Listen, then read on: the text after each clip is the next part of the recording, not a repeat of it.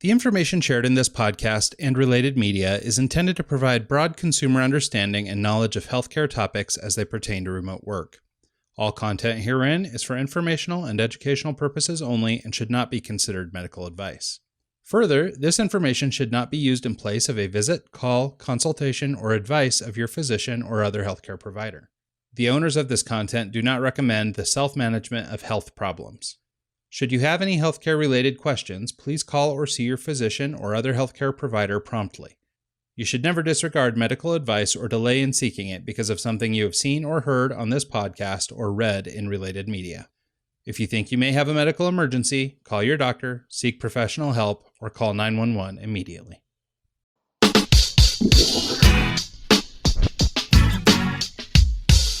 Now there's all kinds of different people in this world. There's only one pie. Hey everyone, and welcome to the Team Made Apart podcast Mental Health Series. I'm your host, Ryan Rogar. The purpose of this series is to destigmatize the mental health issues commonly found in the remote work community. We have partnered with doctors, therapists, counselors, and other mental health professionals for a series of in-depth discussions on a broad range of topics, ranging from isolation and depression to crafting meaningful relationships with others, and maybe more importantly, with ourselves. Our guest experts will share their insights in order to arm teams and leaders with the tools they need to thrive now and in the future. Mental health has always been a relevant issue for remote workers, freelancers, and distributed teams. But in today's climate, the subject is becoming more and more pertinent each and every day.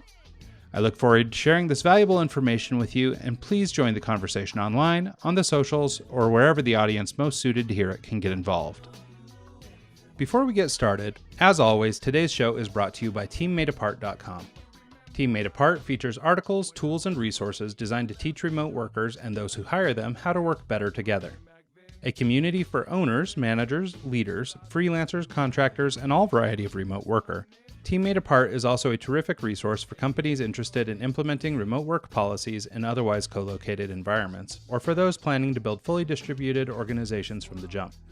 Listeners of this podcast have an exciting opportunity to get involved in the remote work revolution. In light of current events related to the coronavirus pandemic and a sudden worldwide shift to remote work, we're offering a free remote work best practices guide for leaders who find themselves struggling to create a remote work policy in a pinch. Now, and for the duration of the crisis, visit teammadeapart.com/crisis to not only download your free Team Made Apart Remote Policy Primer, how to write remote work policies that don't suck, but to find other tools and resources to help you weather the storm. Great working relationships make for great remote work experiences, and with this free guide, you'll be better equipped to do your part in creating and maintaining a happy and sustainable remote life. Once again, to take advantage of this collection of useful resources, please visit teammadeapart.com/crisis, that is teammadeapart.com/crisis, to download your free Best Practices Guide. Today's guest is Lauren Polly. Lauren is a multi-award winning and internationally best-selling author of the book Beyond Bipolar. She is transformational speaker, executive life coach, and medical speech-language pathologist. Lauren knows firsthand how a mental health diagnosis can also mean a life of labels, stigma, and limitation after being diagnosed with bipolar disorder at 14 following a suicide attempt. However, after exploring alternative treatments in addition to more traditional models of care, she quickly discovered the importance of treating the whole person, body, mind, and spirit. Here to discuss holistic approaches for mental health and emotional well-being, living beyond the label, the power of self-reliance, and so much more, join me in welcoming our guest, Lauren Polly. Hi, Lauren. How are you? Thank you so much for coming to the show. We're really grateful to have you here. Oh, I'm happy to be here. Yeah, no, as we were talking about a little bit before the show, we've been trying to explore mental health from a number of different angles. I think you have a really compelling story, and I think you have a lot of valuable information that will be just terrific for our audience. So without any further ado, let's get into it a little bit, and let's talk about who you are, where you come from, and where you fit in this space. Well, I kind of have a myriad of different paths that have led up to kind of helping me talk on this topic. If you've read my book, it's called The Other Side of Bipolar, and that chronicles my journey from age 14 through age 30 with a mental health diagnosis of bipolar. Going through the Western medical system, having all sorts of judgment and stigma and need to keep it secret, kind of the status quo, I would say, on what we think about with someone with a mental health diagnosis, and sad to see how that is kind of leached over to anyone who is feeling blue or anxious is kind of shy to speak to it. So I know we'll get into that a little bit for some tools to help. I also run a hospital department. I've worked in the hospital system for 15 years now, and I've been doing tele-remote work for since the pandemic began, so about 3 months. So it's kind of been interesting to play with all these different sides, the mental health from my own personal side, and then coming at it from a life coaching perspective, which is my business, and then looking at how it fits into corporate life, to healthcare, and to just team dynamics, whether that's a team of family, a team of coworkers, or a team of the ecosystem of how the organization is run. So a lot of different stuff that we can plug into today. Yeah, no, that's great. I think that's really good. And it's, good and bad, but at least you've had some opportunity recently to get into telework. And I'm sure that's revealed some problems for you that you've had to work through, and, much like everybody else is going through right now. And I will say too, I'm really grateful, that you're willing to share your story. I think it's one of the things that I think has been so cool and interesting about the other healthcare or mental health professionals that we've had on this program, is that most people are coming from a place of experience. Most of them seem to have had some sort of run-in with mental health problem and have worked through it. And then having come through it on the other side, they're now sharing their story and being helpful. And I think that's a pretty incredible thing to do. Yeah, it takes a lot sometimes. And I think that's kind of my biggest target with this work is really just revealing it and pulling back the curtains. And, if someone is bold enough and vulnerable enough to do that, it makes the listener kind of go, oh, I could probably do that too. And all of a sudden the barriers to speaking to it, to getting help, and to really trying to make change in your life can actually be easier. So that's kind of my passion behind it all. Yeah, no, it's true. I think that's so true. Obviously it helps reduce fear and trepidation, things like that, when you know that you're not so different. Mm-hmm. And so I think it's really valuable. Well, let's dig right in then. So part of your story that I think is particularly interesting is I know that you had some struggles with sort of the Western style traditional medicine and sort of the way that they were handling mental health in the period of time when you were struggling and having your problems. As you proceeded, you began to do some research and you discovered some new holistic methods and things that were being done by people, sort of thinking outside of the box, I guess, so to speak. And so can you talk a little bit about that experience, just sort of what it was like going through the hard side or the problems that you had to work through, and then ultimately what you did that helped you find solace? Yeah, so I was diagnosed at age 14, which is quite a tender age, you can imagine. And 14 through 20 was all just traditional Western medicine. And what I mean by that is you have a chemical imbalance. Here's a whole bunch of meds. I was swallowing 14 pills a day at my highest point, having all sorts of side effects. And I was also doing weekly therapy, which was great. I'm a big advocate of therapy. However, the model that was being used with me was kind of an older approach of all negativity, problem-based therapy, trying to find solutions. It's kind of the mindset that there's something inherently wrong with you and you keep having to dig to try to find the nugget to then finally be able to have a happy life. So it was hard dealing with the body stuff, the medicine stuff, of course, the stigma going through adolescence and my teenage years with a diagnosis. And then lightning struck and just, clouds parted when I was 20 and I met a holistic psychiatrist. And he was the first person in 6 years of treatment that talked about diet, exercise, meditation, mindfulness, just these things that are kind of ubiquitous right now in our time, but way back when it wasn't. But it changed so much for me. It really opened up my eyes to the fact that I'm not this label, and that thing doesn't have to be the thing that defines me. And it was really up to me, power in my hands, to actually take my eye off the big pink elephant and to develop other aspects of myself. And with that, everything started to change. And I think that's kind of the bigger thing I love to talk about, is the fact that we are multidimensional beings. And when we're shoved into a label of any kind, those labels are flat. They belong in a textbook. And sometimes they don't make room and space for all of you. And a lot of your parts and pieces go undiscovered and underappreciated. Yeah, no, I think that's a great observation. I mean, it's sort of what happens, when we stereotype things or we do anything like that is we're basically taking somebody or something that's probably very complex and multifaceted, and we're reducing them down to just a single label. Mm-hmm. And, in your case, it was bipolar, and, but what does that really mean? You as a human, you were going through a lot of things, maybe this was a piece of it, but there were all these other components. And so I think it's, a great observation or something to point out that, this sort of labeling can be very difficult for people.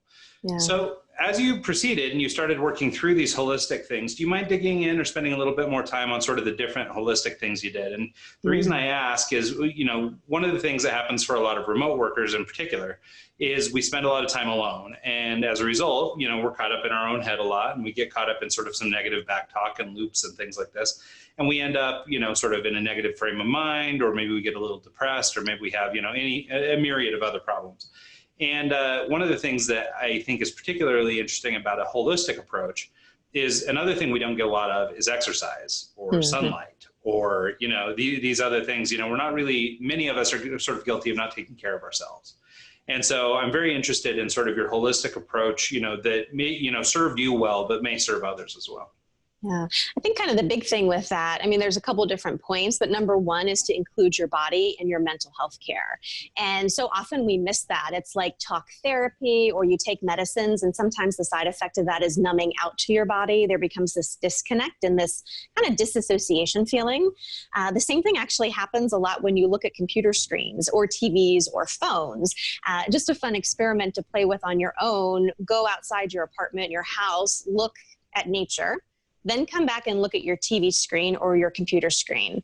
You'll notice all of your energy, all your awareness gets laser focused to just that. And that's where a lot of our problems breed, and they start to look like they're bigger than life itself. Our perspective actually goes into tunnel vision around it.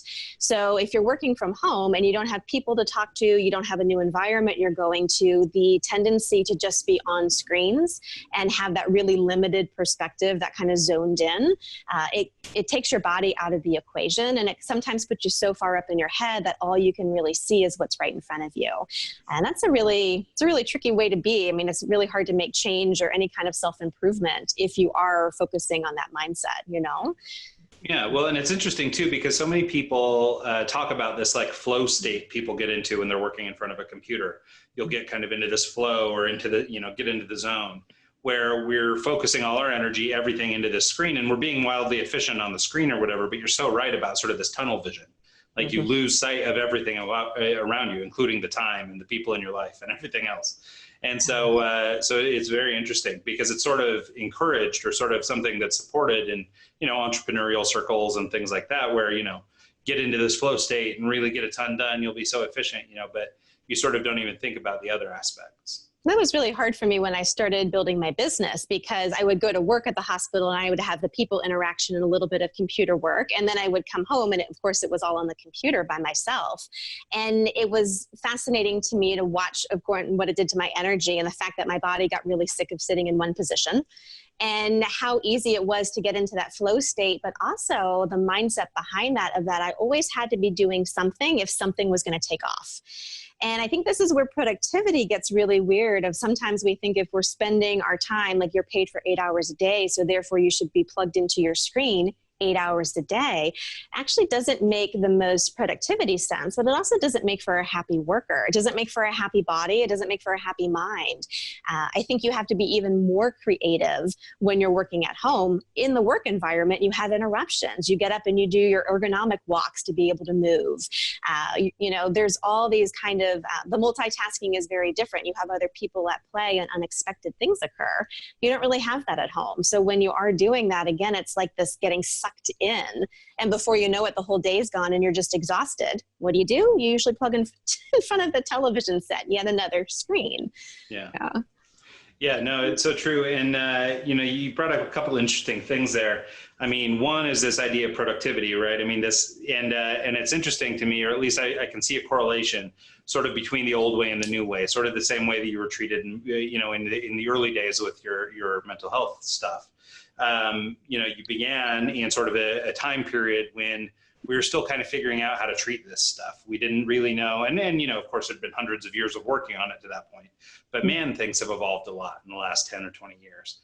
And you see the same evolution happening in the workplace. And, there's so much of this that, these old things that we're trying to break out of. For example, you brought up the 8-hour day and, sort of this idea of being shackled to your computer the whole time, and you must be productive every moment of every day. And I do think a lot of more modern employers are starting to understand, the benefits of getting up and walking around, or working from home, or having some sort of flexible work arrangement. And, outside of the, the current pandemic anyway. And so I think that's a really good observation. I wanted to talk to you too. You've mentioned the term a couple times, energy.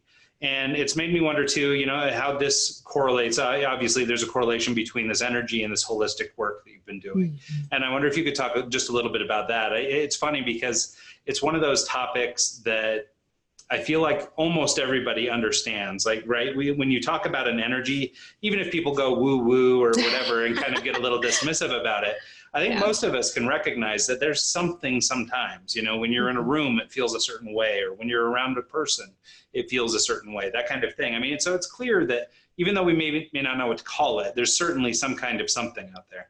And so I'd be curious to hear your take, on this energy and how it sort of dovetails into this holistic care. Yeah, so the energy, I like to think of it as your sensorial awareness of the world and the people around you. And it's sensorial in a way where you can feel it in your space and your body. Your mind may get busy, you're anxious around certain people or certain environments. And none of that has to do with what's actually on the surface. It doesn't match what people say. Sometimes like you meet somebody and they're smiling at you, but you get that kind of feeling in your gut.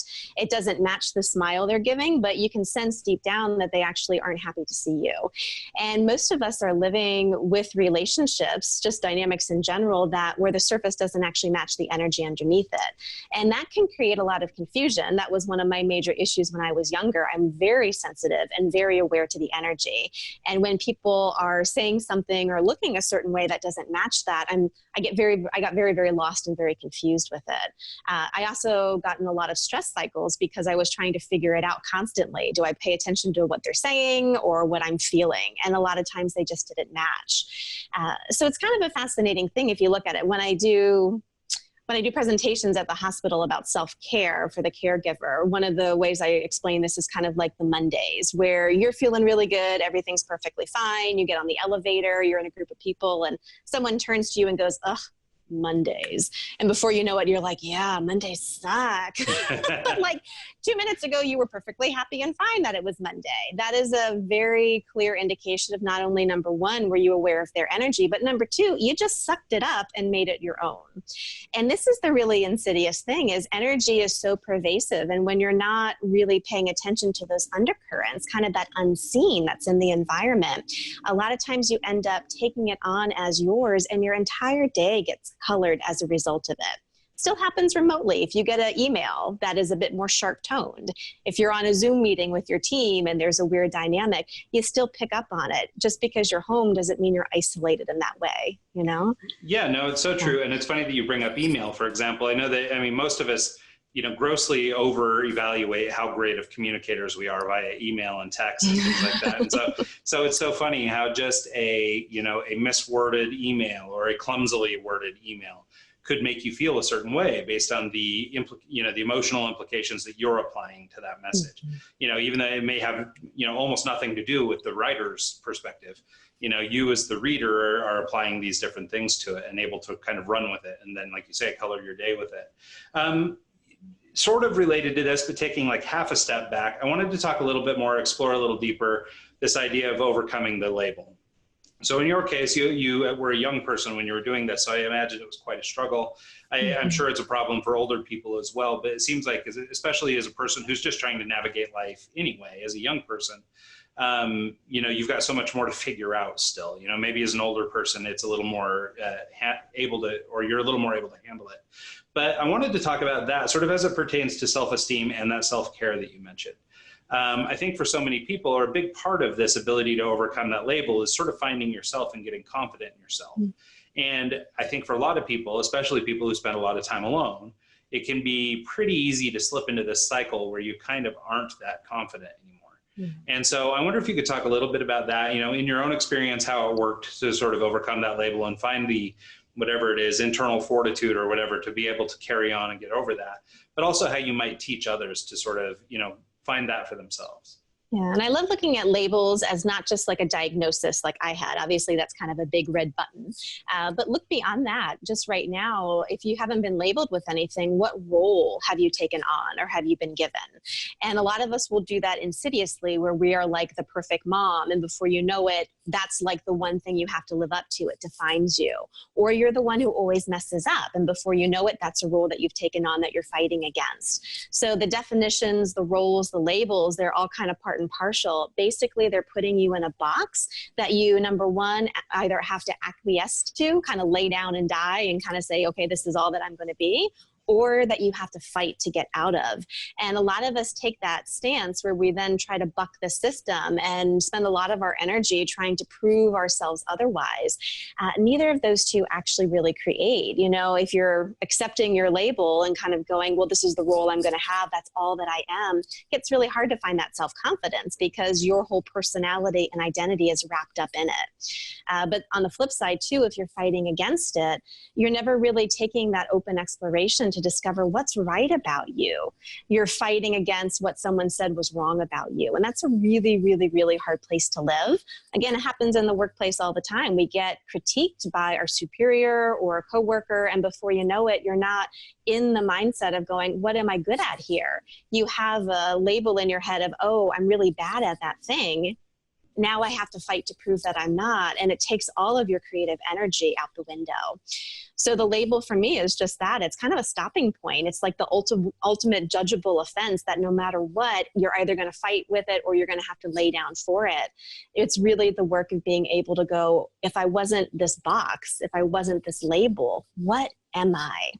And that's just an exploration. That is a constant self-discovery exercise.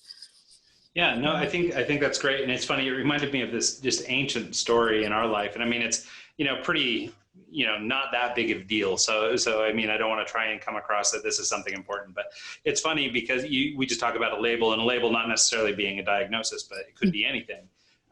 For whatever reason, about 30 years ago, me and my wife became known as the people who were always late to my wife or to my mother, which is hilarious because I'm never late to anything. I'm 5 minutes early to everything. And my wife was bad when we were teenagers, but, has grown out of that. And we're very on time. We're very punctual people. But to this day, my mom always gives us that, oh, and don't be late. Oh, this, whatever, because we've got this label. Now, we've spent our whole life trying to overcome the stupid thing, but we just can't shake out of it, But it is funny how that is something that has been put on us. And now there's this, thing in her memory where it's sort of tied to us, that experience. And we just can't shake the thing at all. So it's funny how you can, like you said, either become the label, in which case we ought to take advantage and be late more often. Otherwise, move past it and try and move outside of it and just accept the fact that my mom's not going to change her ways. And you have to challenge the perspective. You have to challenge your own perspective first and foremost, because a lot of other people, if you're trying to change it in their eyes, you're in a losing battle. It's never about the other person. It's never, even in a bad relationship, it's never about the other person. That is a misnomer you're going to get stuck in. It's about yourself, what you're leading, what you're creating in your life, and what choices you have. But being able to challenge that perspective for you, at least, that actually opens up more areas to explore. And a lot of us don't go there. We have those little things like I'm the late one or I'm the shy one, and then you can never really be bold in your choices. These are insidious, and they are handed to us left and right as we grow up. Yeah, no, it's so true. And it's funny because that sort of dovetails nicely into this next topic I wanted to get into, which was the idea of sort of internal stuff that we need to work over versus the external things, the things that are put on us. And so as we were starting to discuss, these ideas of self-esteem, self-care, and further, I'd like to take this into self-reliance. These, they're sort of all fruit of the same tree, it seems like, right? These are all sort of internal strengths, and confidence that need to be developed over time, so that you can overcome sort of the labels that you're giving yourself. In addition, not to sound too conspiratorial, but sometimes people are out to get you, and sometimes they are thinking things about you, or, much like my silly late always kind of thing, sometimes people put things on you, whether you like it or not. And so I wondered if you'd talk a little bit, just maybe a little deeper on what we might do, to sort of continue developing our skills as it pertains to developing full self-reliance. And then also sort of externally, and I think you sort of just touched on this with the idea that we, are being bombarded by external sources all the time, and how we need to work through that. So maybe we could talk about that a little bit. Yeah, the external sources unfortunately probably won't go away, but the way to deal with it is to build up your internal fortitude, and my favorite tool for this with the self-reliance, and really this kind of like, how do I trust me? Because a lot of times if you don't trust yourself, whatever comes at you becomes the truth when really it's not. My favorite tool for that is called the light and the heavy tool from Access Consciousness. And it's an energy one, so just go with me on this. Whatever is true for you makes you actually feel lighter, makes you feel more relaxed, makes you feel more spacious. Whatever is not true for you feels like an elephant sitting on your chest. It contracts your space, it makes your head busy, it makes your body uncomfortable. Very sensate things to start tuning into. And with that, what's true for you, Ryan, isn't true for me necessarily, because you're different. And I'm different, but we are taught for some reason that there is some sort of shared reality here where everything has to match. That's not necessarily the case. And so sometimes when someone comes at you with their point of view of what they need from you, what they expect of you, and most often or not, how you're not living up to it, it's really easy to get lost. At that moment, you have to tune in. Does that actually make me feel lighter? Does it bring an ease to my space? Does it interest me and make me want to lean forward? Or does that feel really heavy and contracted? And if it makes you feel heavy and contracted, that may be true for them, but it's not true for you. You don't have to do anything with it. You just need that internal fortitude to go, oh, that's their stuff, that's not mine. Yeah, no, I think that makes perfect sense. And I love that idea of light and heavy. It's funny because as you think about just your emotions in general, when you're sad or you're brought down, you feel heavy. And when things are going great and the sun is shining and you're out having a great time, then you do feel light. And so, it's a little bit of a, parallel maybe thought, but I do think that, this concept anyway of light versus heavy energy, I think is something that we can all relate to. Yeah. So I wonder, as we talk a little bit more about getting into self-reliance, we, have gone through maybe these early steps of starting to do a little bit of self-care and starting to be a little bit introspective. And as it pertains to remote work, for those of us who basically we need to be able to be on time, we need to be able to do all these things, we've got all these rules and regulations and things around our lives that we need to be able to live up to. And so I wonder, as you're talking about sort of self-reliance, if we could talk a little bit about sort of belief patterns and things like that as they pertain to this ability to, I guess, kind of manage our lives. And I think it maybe is an extension of what we've been talking about, this idea of belief patterns. We're believing what, we hear internally and what people are telling us externally. But I wonder if you'd just talk a little bit about that, just sort of how we get into that self-reliant space. Well, the belief patterns are fascinating. They're kind of, for me, similar to thought patterns, kind of our cognitive level. And beyond that, our behavior patterns, how kind of our behaviors match those thoughts, match those beliefs. They're all kind of part and parcel with each other. One visual that's kind of cool to look at is if you're looking at the ocean and you start to notice the paths of the water as it moves through. It's not because the path of the water is coming from the surface. It's the grooves in the sand all the way at the bottom that are directing the water flows. And belief patterns are like that. They're super, super, super deep seated. And before you know it, it's like if you're trying to change things on the surface, it can get super frustrated because the actual work has to come with smoothing the sand deep, deep, deep down.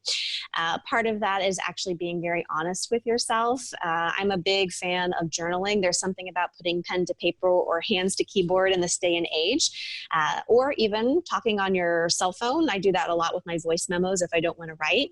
But being able to actually journal about your day, talk about what came up for you, and then actually challenge those beliefs, look deeper. What are those underlying currents that you start to see? Because you may actually start to see some themes. You may start to see, I'm never good enough, or everyone else is always out to get me. There are people who just have these deep-seated beliefs that they're never truly going to be happy and or productive or good workers because deep, deep, deep, deep down, they don't have that belief system with themselves. You can start actually noticing that that's a really fun way to do it, actually journaling, audio, and or writing or typing, just so you can start to see where your own themes come. And from there, you have to actually do the work of challenging those. I mean, that's modern day therapy. That's really like, what's your deep-seated belief? And is that actually true? And one really, really, really powerful tool, very easy to use with that, when you wake up in the morning, all you have to do is start your day with a question. Because if you're functioning from your belief systems, you're already in conclusion. You're like, this is the way I am. This is the way my life goes. This is the way people are going to react to me. End of story. You've taken yourself out of the possibility of anything different. Wake up in the morning instead and say, if I wasn't the one who always messes up, what else could I do today? If I wasn't the one where people were always coming after me, what else could I do today? And taking your limiting belief and flipping it into an exploration that way, kind of a wonderment, you may be surprised at what actually comes your way. I find information finding me. I find new people coming into my life. I also see people kind of reflecting that same behavior pattern and thought pattern. And it makes it really easy to go like, wow, that's what that was for me. I don't really need to do that. You know, you start to see how kind of insane it is when somebody else does it for some reason. It's hard in your own head. Yeah. But those are kind of easy ways to actually start working on smoothing out the sand so that way your life, that kind of pattern in the water, can start to shift and change. And how much of that kind of thing, especially that topic in particular, sort of resonates with me? I have some people I'm thinking of in particular that, you know, could benefit from trying to work through those sorts of problems. I mean, how much of this is stuff that would be fairly expected that you solve yourself? And I mean, ultimately, I think in modern therapy, you know, most of the work is to be done by yourself. Like if you're not willing to do the work, it's probably not going to work. But like, at what point do we know when it's time to seek professional help? Like, so for somebody like this, a person in particular that I have in mind, you know, he's been this way for a long time. He's had sort of these kinds of thoughts over a long time, you know, that, you know, and I'll just make some up so that he doesn't know who I'm talking about. But you know, sort of, you know, the I'm not good enough, sort of the, you know, I'm expected to be this way, therefore I can't do anything else kind of thing. And, you know, so much of that, I mean, it starts to turn into what looks like a paranoia or something, and it actually becomes kind of off-putting. And so I wonder, you know, for somebody like him, like, is it enough to tell him, you know, oh, well, you know, why don't you try this? Or, you know, at what point should somebody, you know, and maybe this goes back to the stigma question, when is the right time to start looking for therapy or looking for professional assistance? Yeah, there's kind of like two different talking points to that. Number one, just keep in mind, it's really hard to change anything for anyone else. I would dare say impossible. It has to be their choice, truly.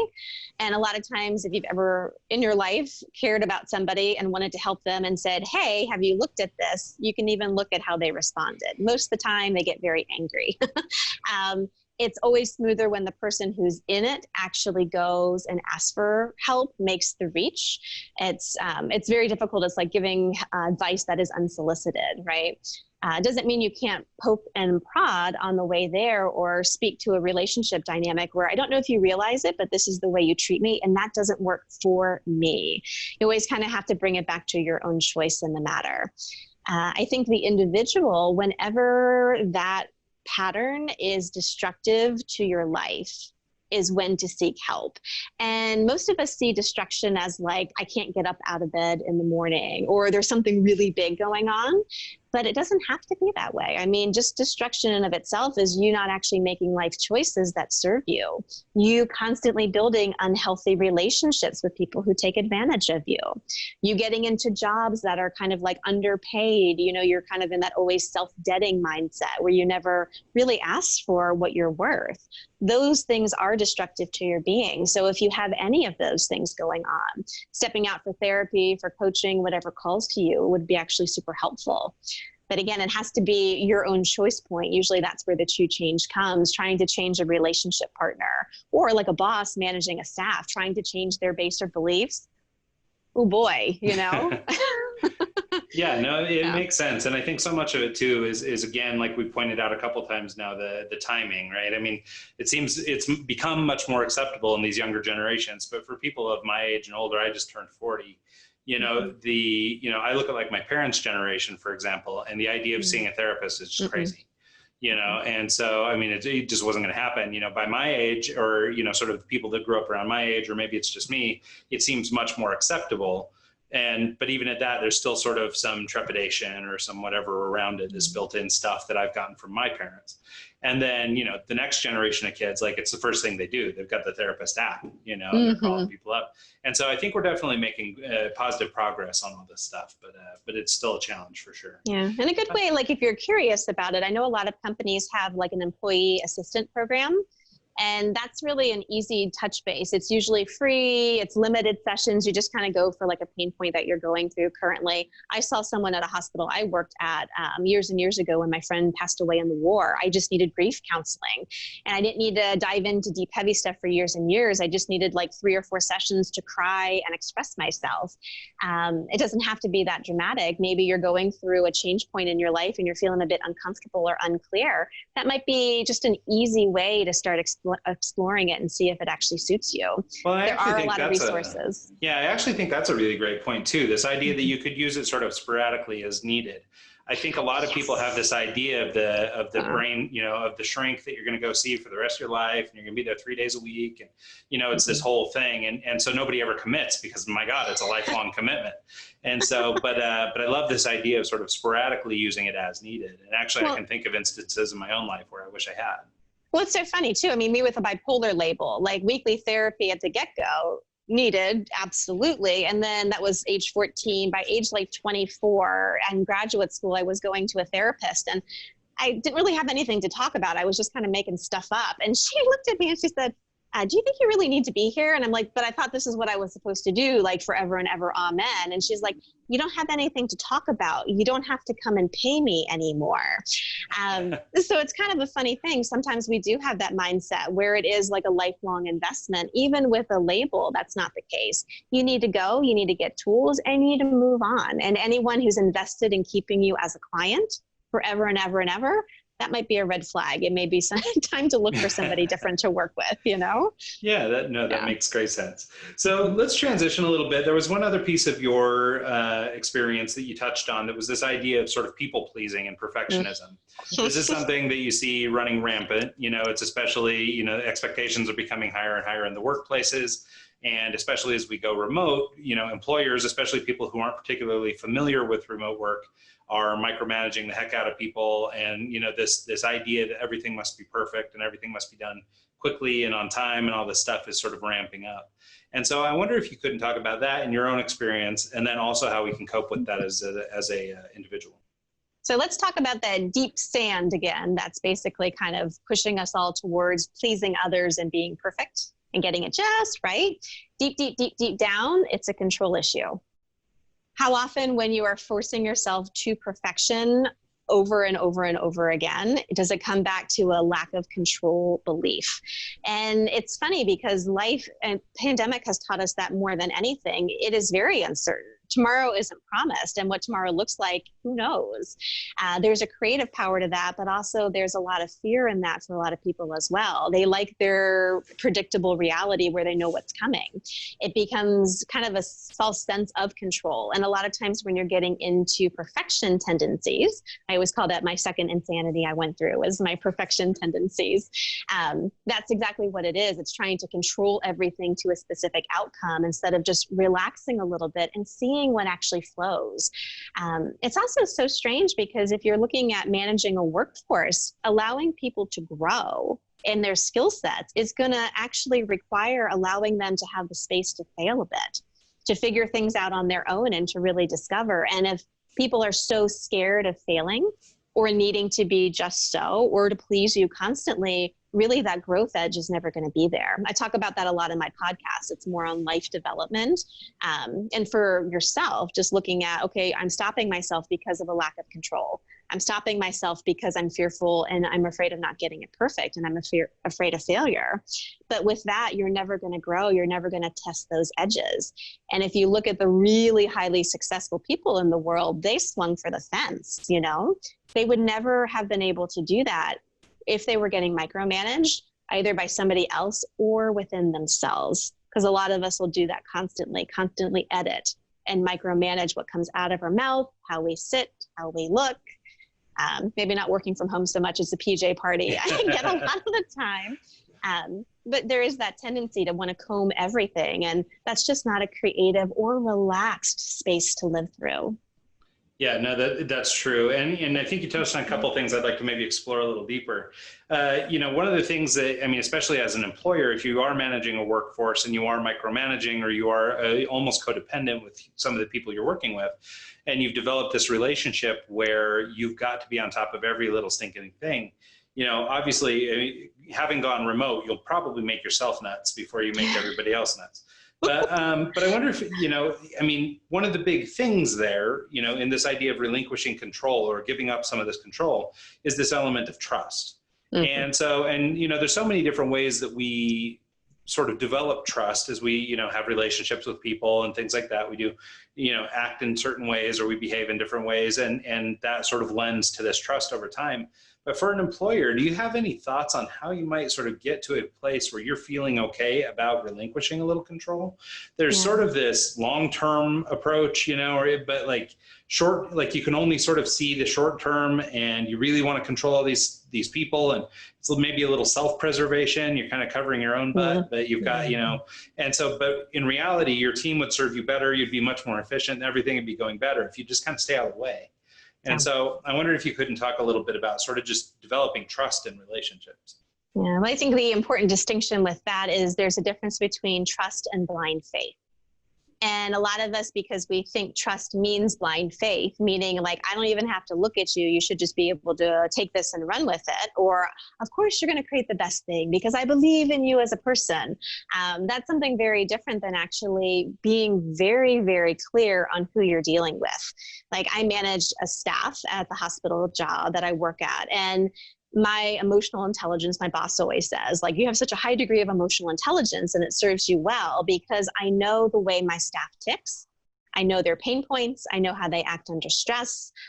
Being able to be very non-judgmental and accepting of all of it, just to be able to have clear eyes, that's trust because I know exactly how they're going to act. They may surprise me, who knows? But I know what their strengths are and I know where their weaknesses lie as well. I know where my own are and I'm very forthcoming with that. Being able to have that, that's actually a different level of trust than this blind faith of like, I'm just going to check out. When you're able to manage that way and just touch in enough where you know the weak spots that may need a little bit of a push, may need a little bit of a highlight, that's something different than trying to control every single little thing. It's also kind of fascinating too, like the jobs that I've left in the past, I left them because there was no room to grow. And I am very much into living on the creative edge. If there's not a place for me to grow my skill set and to keep pushing, then I lose interest very, very quickly. And I'm very cognizant of that with my own staff, of being able to relinquish enough where they get to build their own resume. They get to actually build their own and explore. I tried that. I wasn't good at it and I didn't like it. Okay, cool. You don't have to do that again.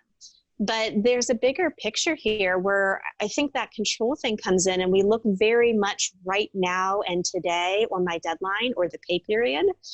We don't actually look broader target here, health of the company, staff retention, and also that staff member who may retain at your facility for 10 years, but then they're going to go off and have a career. What can you contribute to them along the way?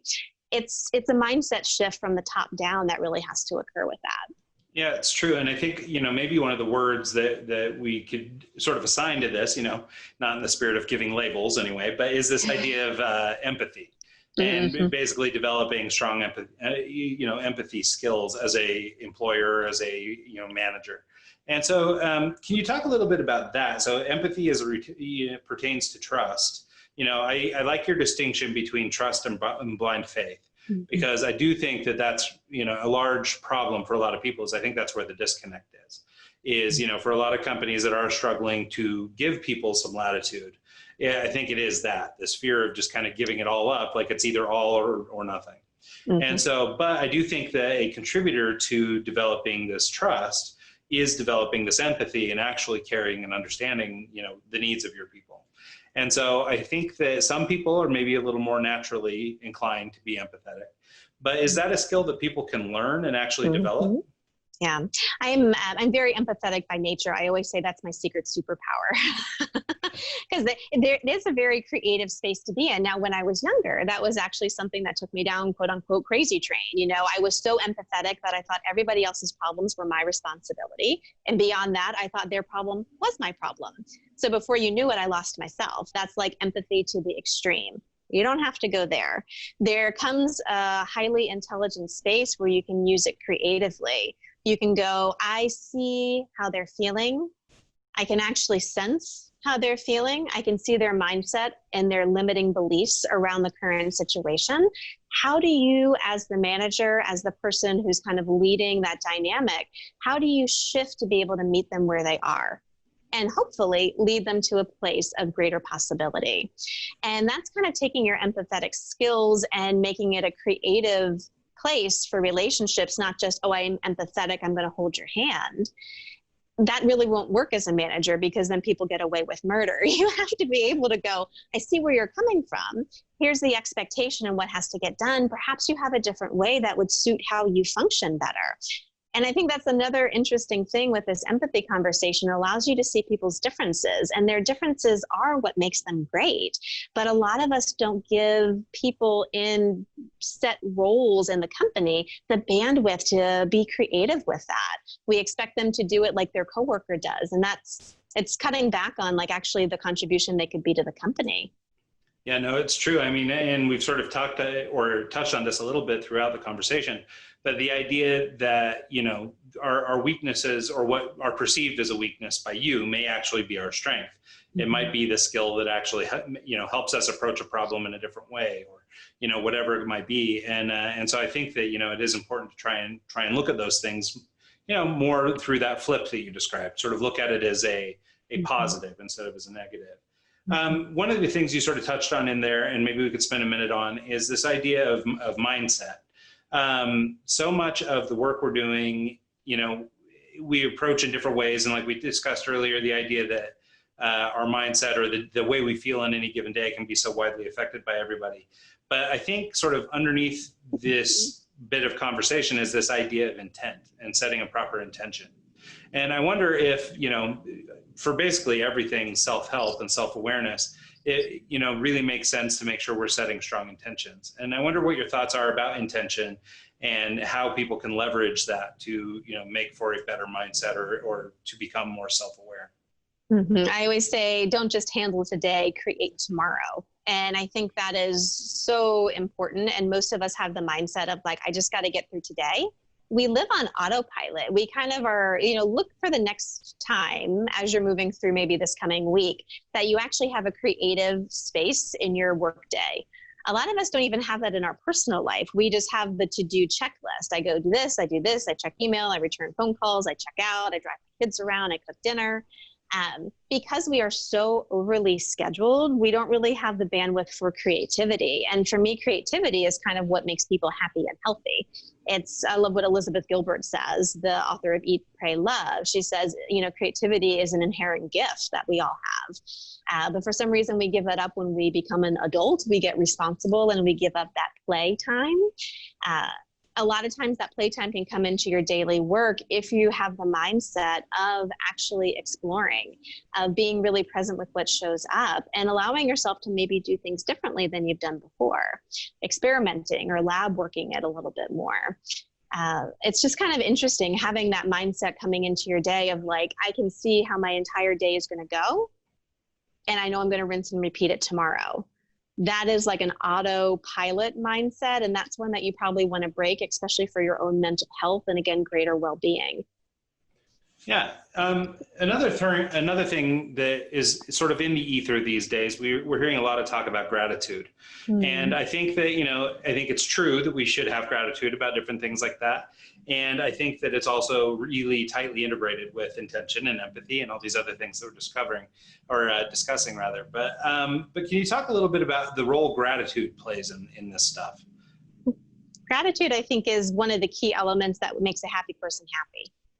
And it's interesting because there is so much talk about like gratitude journaling, and you can look for yourself if you've ever tried to do that. Have you actually meant what you've written down? Or is it usually like you're trying to look for gratitude as a way to kind of like smear over something you're upset about? So you have to kind of look, am I putting lipstick on the pig here, so to speak? Or am I actually tapping into the energy of this thing actually does create? Even the stuff that looks like crap in my life, I'm grateful for it because it pushes me. It makes me look deeper. It actually pushes me to the next level. Another really key thing with the gratitude, we've talked a lot about judgment, kind of indirectly and directly on this. Judgment's kind of the silent killer. It's what keeps you in that box we talked about. It's also what puts you at the effect of other people when they judge you and you buy it. Judgment and gratitude can't coexist. They are actually opposing energies. If you're judging someone, you are completely in a lack of gratitude for them. Vice versa. If you have true gratitude for something, you actually can't have a judgment towards it. You're just letting it all kind of seep into your world. So that's a really easy way to play when you're irritated, or when you've got like a big judgment coming up about a relationship partner. Flip it to gratitude and actually mean it. Don't lipstick on a pig. And same thing, that's just the more gratitude that you actually welcome into your life, but actually functioning from there, the less judgment you're going to have. And from there, more open possibilities and more of a greater sense of well-being.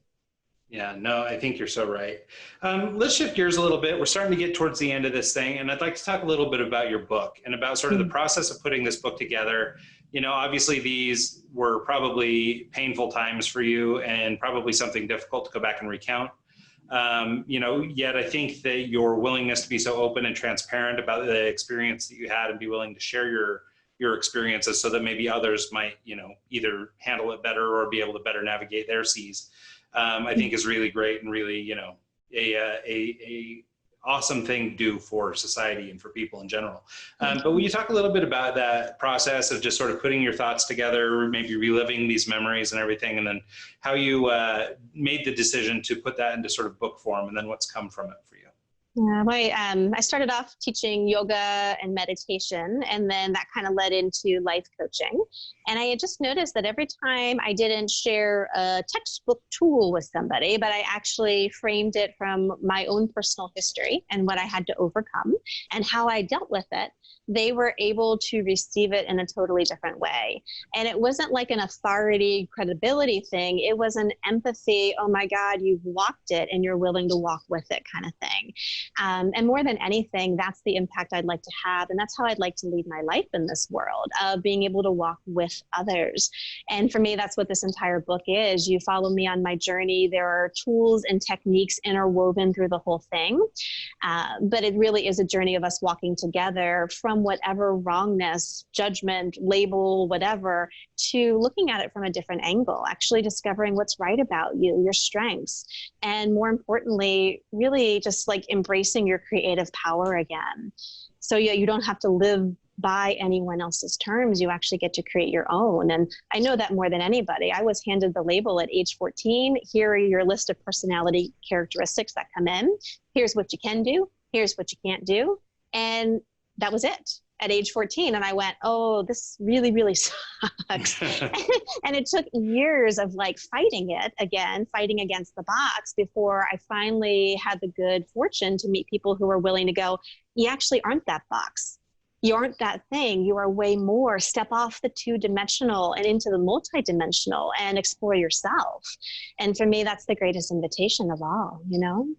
Yeah, no, that's awesome. You touched on something, and I had actually meant to bring this up and just talk about it a little bit briefly, was this is meditation. So this is one of those things that, you know, you've got your share of people that think it's kind of woo-woo-woo thing. And then you've got your other group of people that are diehard, you know, really, really believe in meditation. But as somebody who's taught it, and obviously, you know, it's part of your practice, can you talk a little bit about meditation and the role it can play in sort of helping us solve mental health problems? Meditation for me always felt like dipping into kind of this black velvet womb thing. For me, it always felt very nurturing. And also very settling. And for me, I always had a lot of energy. I had a very anxious mind, again, more bouncy mood. So to be able to like be still and settle was very, very healing. I would put it out there that there are tons of different kinds of meditation. And sometimes the people who are like, I hate meditation, they just haven't found the one. You know, there's walking meditation, there's running. Running actually can lead you into a meditative state because it busies your body enough that your mind starts to get quiet. You can think about it outside the box. Mindfulness. I personally done a lot of more tantric meditation, mantra based. I studied years and years kind of deep philosophy with that. So it was a bit more hardcore. And then there's one of my favorite techniques. It's called the access bars. And that is a body process where somebody runs energy through your head. It sounds very woo woo, but it takes you into a very, very deep meditative space and you don't do anything. You get off the table after an hour and you're like, wide awake, reset button hit, ready to go. And for me, that's kind of what any of these meditative experiences are. They're really like hitting the reset button. They get you really present with yourself, let you unwind, and give you back your creative potency. It's hard to keep going all the time. You need to unwind a bit. Yeah, I love that. It's actually, it's been impossible for me. I'm one of these guys too, that I stay very busy. My schedule's always booked, go all the time. And so I've always put off things like meditation. And I have an experience one time, I did a thing, I don't even remember how I came across it, on a CD or something. I found a yoga nidra meditation. And I think it might be sort of similar to what you're describing with this access bars thing, where basically you're supposed to trace this light to different parts of your body. And, it runs down to your toes, then over to your fingers and all this stuff. And you sort of trace this light in your mind. And for me, I actually had like a brief moment where I sort of felt out of body with it, which was really kind of insane for me. I'd never had anything like that. I have not, however, been able to reproduce it. Like, it only happened the one time for me, but I felt like I finally, I went all in, right? And so I've been chasing that dragon ever since, I guess. But it's been, but it's been one of these things that I don't really make time for, but even though I sort of am a true believer. So it's kind of a weird dichotomy. I won't do the best thing for me always. But it's also interesting too. It's like what you talked about I won't go into therapy because it's a lifelong endeavor and a big commitment. Same thing with meditation. When I first started, it was a half hour, 2 times a day. It was very regimented. And after a while, especially with my creative schedule, that doesn't work. I work 8 hours. I'm writing constantly. I see clients on the side. It's kind of when needed. And I think after a while, if you're willing to take a tool that's given, but use it in your own way, people don't give themselves the creative bandwidth for that. You kind of take the whole thing hook, line, and sinker, and therefore you never go back to it, Yeah, it's so funny that you say that, because God, I just feel, totally stupid right now thinking of that, going, God, it never occurred to me that, it could just be here and there. It doesn't have to be this whole thing.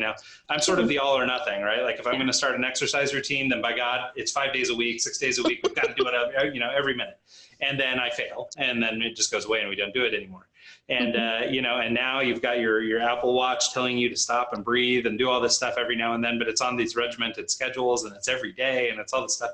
And so it becomes really difficult to commit to things. So it's funny because, it's such a little note, this idea that you don't have to do it every minute, that I think is really smart. Make it easy. Make a list of everything that makes you feel really good. Make a list of what makes you feel like yourself and relaxed and happy.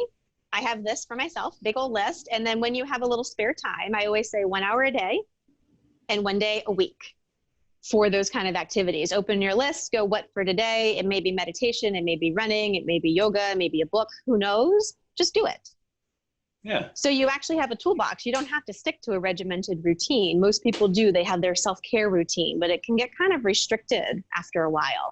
Make a list and just do what pops, Well, and it's almost a little bit counterintuitive, right? To try and make something like this that's supposed to be relaxing, this whole Not thing, relaxing at all. And it's actually, I used to do a lot of yoga. I really enjoyed yoga. It was in a car accident when I was young, and I found that stretching and stuff did more for me than anything. And so I did a lot of yoga when I was younger, and I ultimately stopped going because the process, right? Having to stop and then go to the gym and then change and all this stuff. It was like, it outweighed the good. Like, it wasn't worth it to me to take an hour and a half or 2 hours out of my day. And so, ultimately, unfortunately, I don't go that often anymore. And so, because it just became too big a time suck. But if I could think of it or sort of reframe it as, 1 day a week, I'm going to go do yoga and it's going to be great.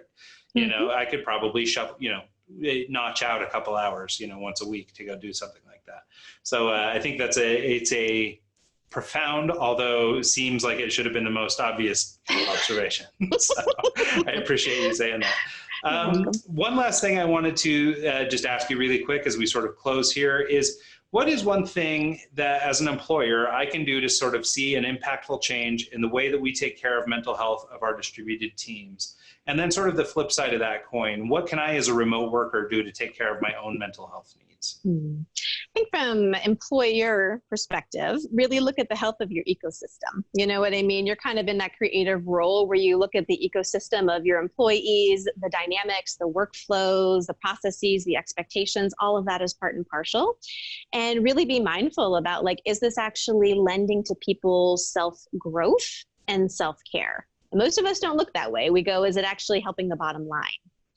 But if you actually put in that other, not that you have to give up the bottom line, I get that's not realistic, but if you actually add in that other element of question, is this actually contributing to their growth and their own care of themselves, you're going to actually have a lot of information start coming your way. I think it's a really good idea to take polls of your workforce once a year to kind of see how they're feeling, what do they like, what do they don't like, have their voices heard. Funny enough, that's usually when I get brought in for speaking engagements and or roundtables, is when there's been a ongoing theme of burnout or dissatisfaction. But that's a really great touchstone, because then you can go, wow, most of my top level people are having a hard time. Then you can actually start to look at what you can do to help them out.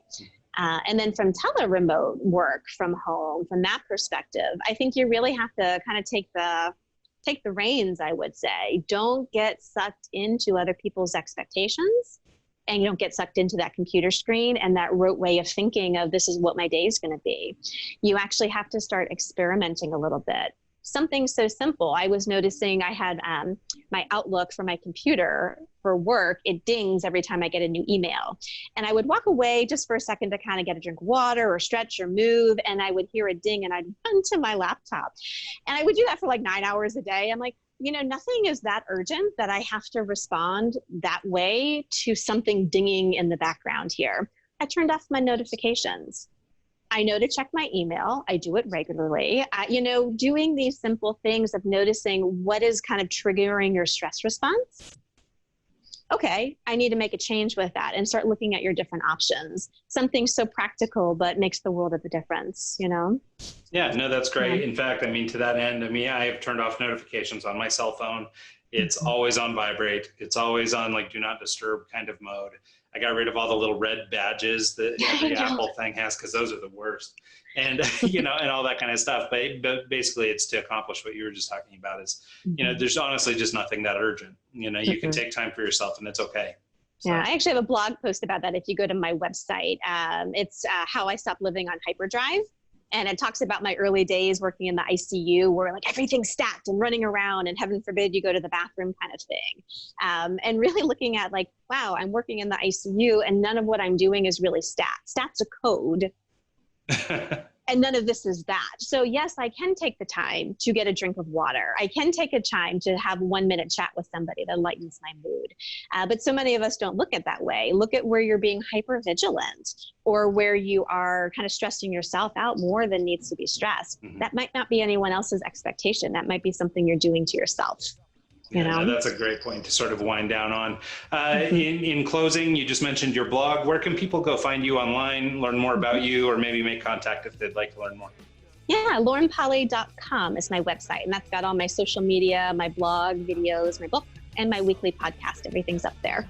Awesome. That's great. Well, thank you so much, Lauren. I really appreciate your time and the energy it took to do this. And really grateful, like I say, for the information that you're sharing and everything. I think it's really valuable for our listening audience and for people in general. So thank you so much for being willing to share.